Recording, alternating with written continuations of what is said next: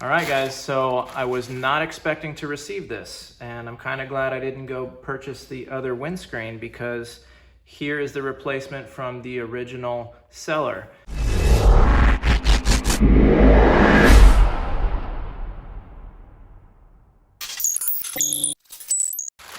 However, let's open it up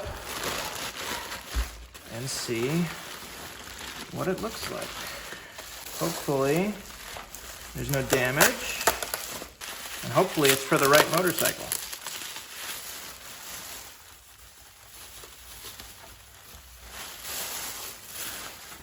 So far, so good.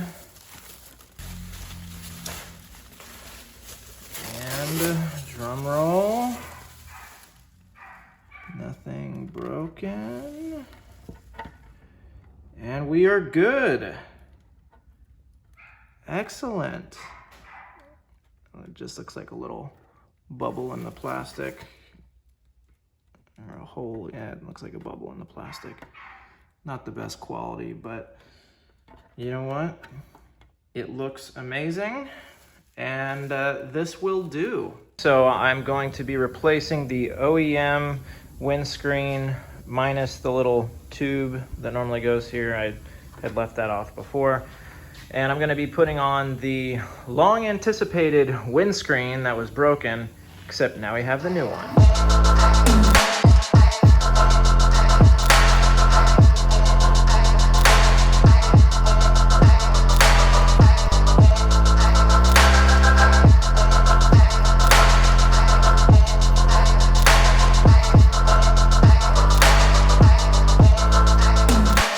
So here's how it looks, the double bubble on the RC51. In my opinion, it looks a lot better than the stock clear windscreen.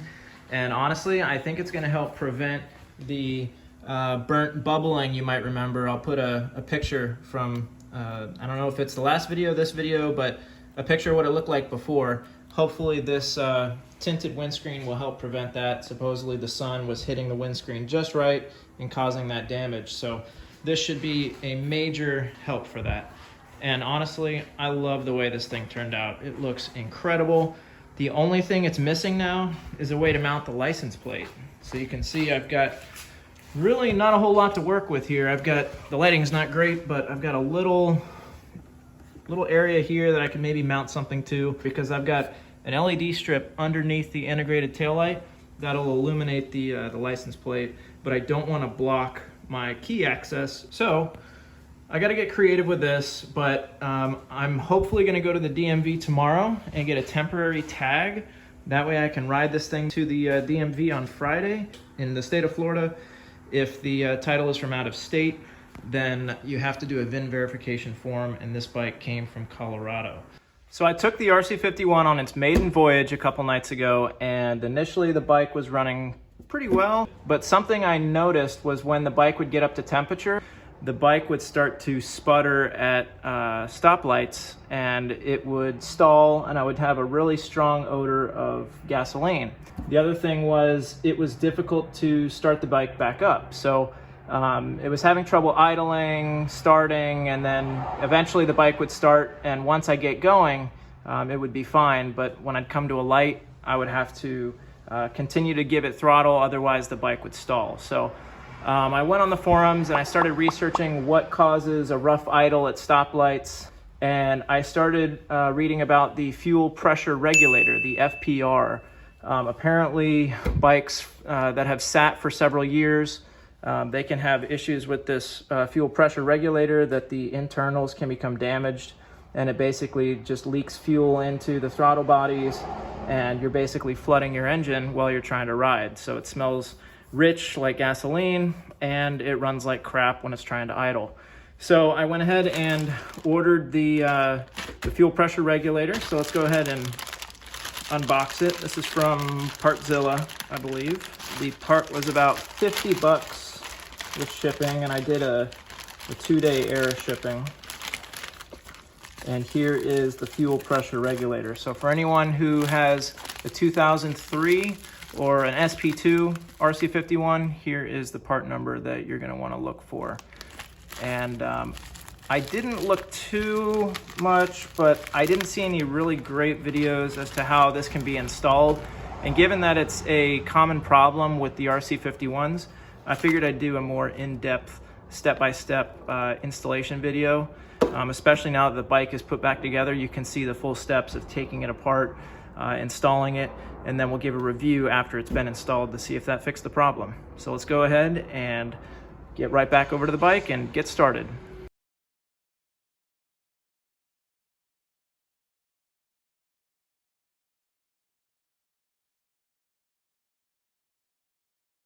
All right, first thing you're going to want to do is go ahead and remove the seat, which there's two bolts that are located just in the corners. You have to peel back the corner just so you can get enough access to reach the bolt.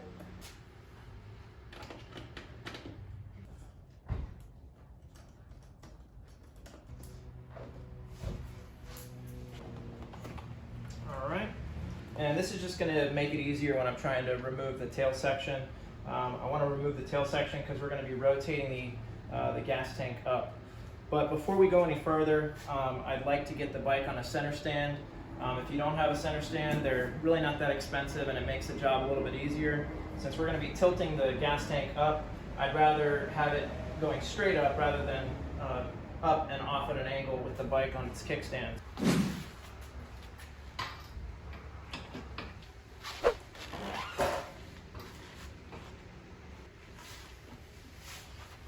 Centered. Straighten our handlebars out. All right, now that's going to make it a lot easier for when we start working on the fuel pressure regulator.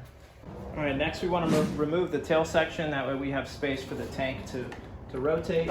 So step one is just going to be to use your key and remove your seat cowl or your rear seat just to get it out of the way. Remove each one of the fasteners that you've got holding on the tail section. And you want to make sure you stay nice and organized when you're placing your hardware. I've also got some plastic, little plastic rivets on the undertail as well. Two little plastic rivets, and they're relatively easy to remove. But you'll want to have some spares on hand just in case you accidentally break them. I'm going to try and use this tool right here to help me remove my plastic rivets. And I'm going to reposition the camera so you can better see how to remove them. All right, here are those two plastic rivets. If I recall, they weren't too difficult to install, and removing them shouldn't be much more difficult, but you basically just press that forward, and then that allows you, if you have long enough nails, to pull the rivet right out. You can see it was just that easy. We'll go ahead and do the other side as well. And I noticed that if I had the undertail over top of the fairing, it made it a lot more difficult to install. So when you're reinstalling the tail section, make sure that you've got this overlapping the undertail, and it will make it a lot easier when you're reinstalling the plastic rivets.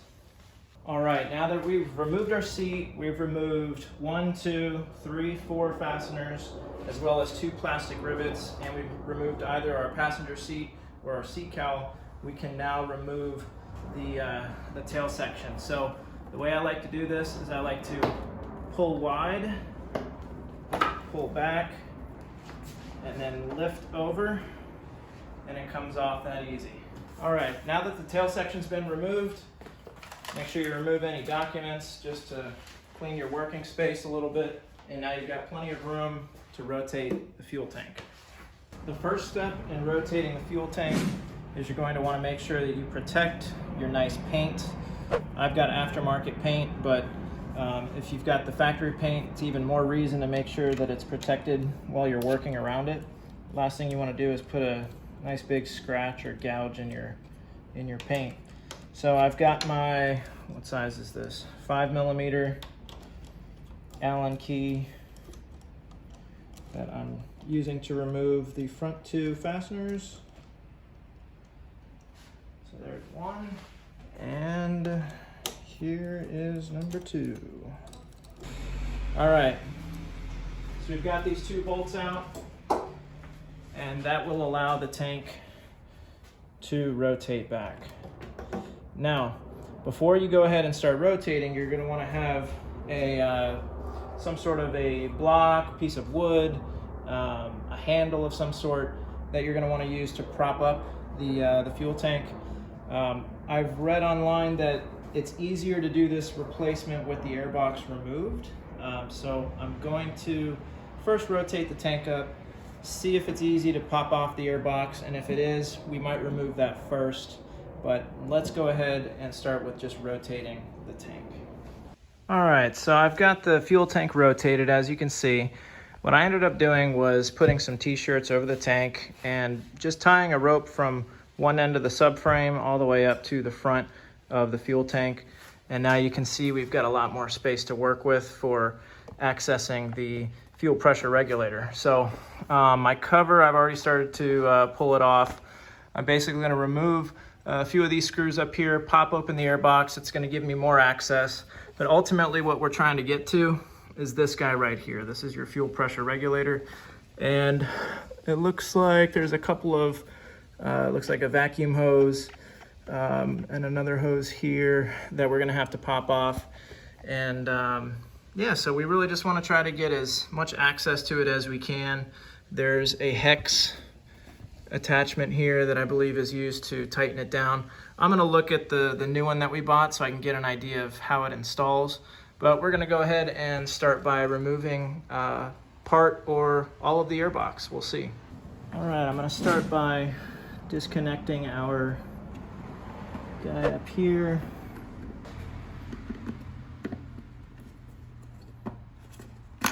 Yep.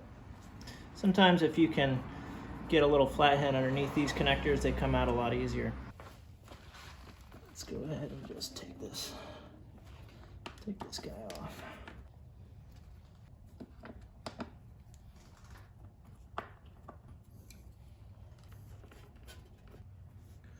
Three.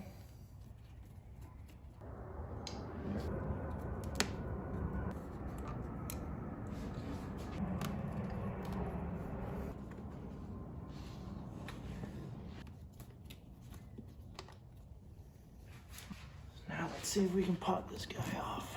There we go. So now at this point, if you wanted to just change your air filter, this is also a good tutorial as to how you can access them. There we go. Interesting.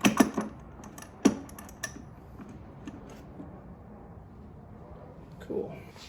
Same deal. Find our set screw. Break it free. There we go. Now that we've got the air filters removed, you can get a better look at the inside. There's the aft, and here's the forward. So basically what I want to do in order to remove the whole box so we can access the throttle body and the fuel rail assembly is I'm going to remove that screw and that screw, as well as the ones in the front. And I believe we should be able to pull the entire unit off at that point. There we go. All right, got the back one as well. Pull straight out. Now let's see how in the world I can get this one out. Well, actually, I got the aft screw out. There is an indent in the airbox that feels like it's supposed to help aid a screwdriver in removing this screw. And this thing that I thought looked like a cable hookup of some sort, because my Buell XB12R had a little cable assembly up here for the exhaust valve. Turns out this is just a setting plate for a rubber cap that's used as access to remove that final bolt. All right, so for just a little bit more than $6, I was able to get a longer screwdriver, and we should definitely be able to reach that unreachable screw on the boot for the forward throttle body. Hopefully this will fit, and it does. So let's go ahead and guide it down. There we go. And just like that, we got it out. I know there's a couple of hoses that are attached.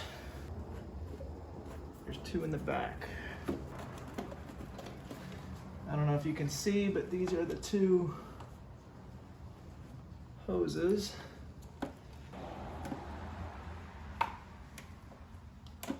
Like that.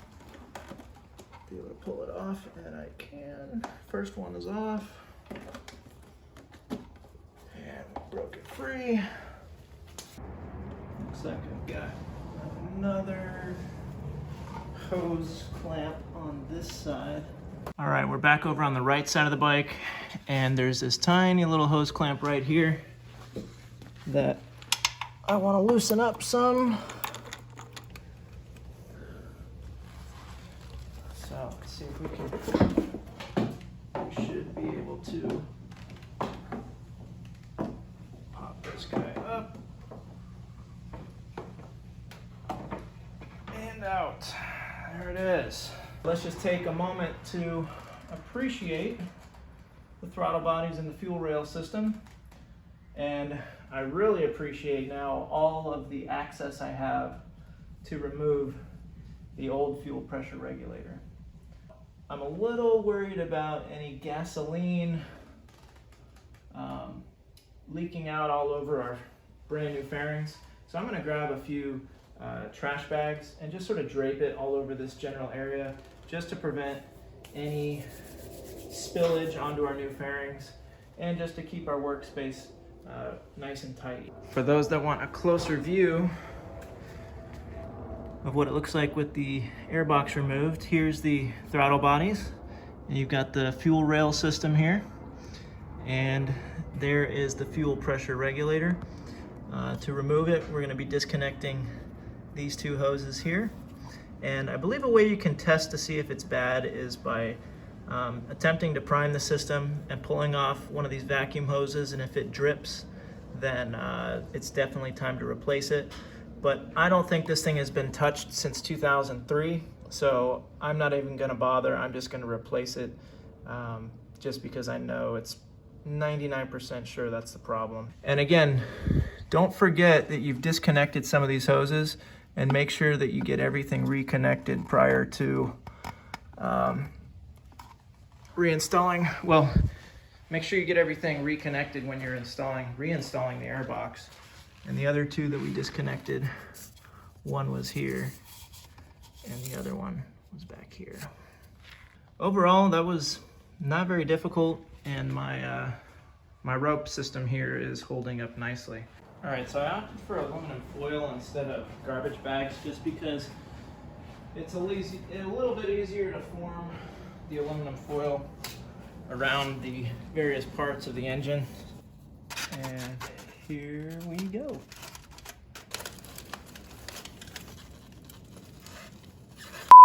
I think that when I unplug this, it's going to want to drain the whole gas tank. So with that being said, I'm going to let it drain. But I'm going to let it drain into my gas can so we can save that fuel. Here's my technique. I've got garbage bag covering most of the frame and the body here, and I'm gonna grab the tube that is used from my siphon, and I've got a fuel tank here, and I'm going to attempt to pop off the hose while allowing the gas to drain into this thing. So it's gonna wanna go spray like crazy, but let's see if we can do our best to prevent that.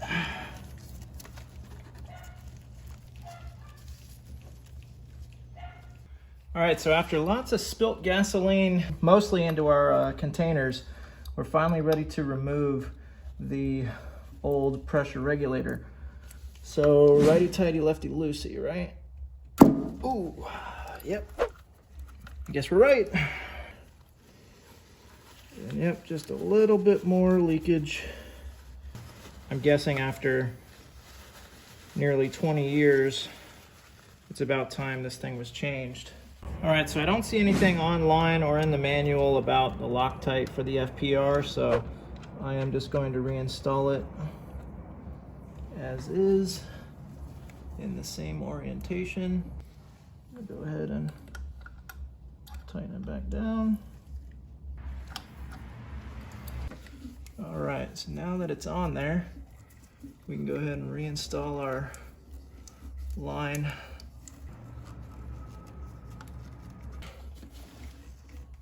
Reinstall our vacuum line.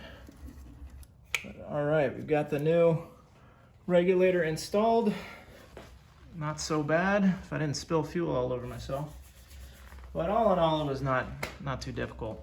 Now, everything is going to be done in reverse order, so I'm going to give you a time lapse from now until we've got everything put back on the bike. And then the sun is starting to go down a little bit, so I'm going to try to be as fast as I can so I can take this around the block and see if this fixed the problem of the rough idle and stalling at stoplights.